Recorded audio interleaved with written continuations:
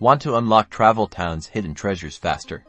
Then this is the video for you, as we're diving deep into how to score jewelry like a pro. First, let's talk gameplay basics. Jewelry is often a reward for completing tasks, and merging items focus on progressing through your main tasks, as these almost always give you some form of gems. Keep an eye out for specific merge chains that offer jewelry as rewards. Chains involving toolboxes or flower pots can often lead to items that eventually generate jewelry, so prioritize these. Events are your best friend. Participate in every event. Even if you can only play for a few minutes, events usually offer jewelry as milestone rewards. The higher you rank, the more you get.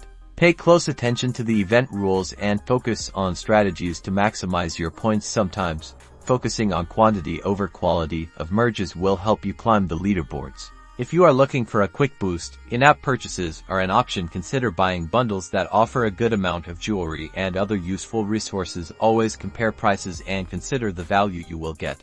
And that's it. By mastering these strategies, focusing on tasks, maximizing events, and choosing in-app purchases wisely, you will be swimming in jewelry in no time. Good luck.